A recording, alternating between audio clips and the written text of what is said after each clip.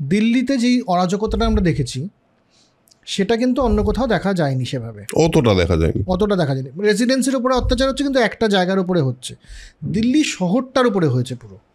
দিল্লি বলে না, দিল্লি এমন একটা আনফর্চুনেট শহর যেটাকে বারবার লুট করা হয়েছে বিভিন্নভাবে, এবং বহু মানুষ, জীবনলাল এবং ইত্যাদি এদের বয়ানে পাওয়া যায় যে এই সিপাহীরা, এই বিদ্রোহী সিপাহীরা এবং যারা তাদের সাথে এসেছিলেন, তারা যেই লুটতরাজটা দিল্লিতে করেছিলেন ওই কদিনের মধ্যে, সেটা নাদির শাহের আক্রমণের সাথে তুলনা করা যায়। নাদির শাহ মানে তো সে তো ডেঞ্জারাস ব্যাপার ছিল।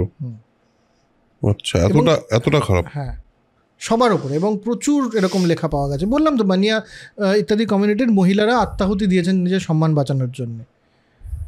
দোকান প্রসাদ বন্ধ প্রতিদিন, এবং বাহাদুর শাহ বারবার ব্রিটিশদের লিখে পাঠাচ্ছিলেন কিন্তু সে সময়, যে আমার কাছে প্রচুর কমপ্লেন্ট আসছে প্রতিদিন যে দোকান বন্ধ করে দেওয়া হচ্ছে, লুট করে নেওয়া হচ্ছে, অত্যাচার হচ্ছে, যাদের কাছে একটু সন্দেহ হচ্ছে যে এরা ব্রিটিশদের কাছাকাছি, তাদেরকে মেরে ফেলা হচ্ছে।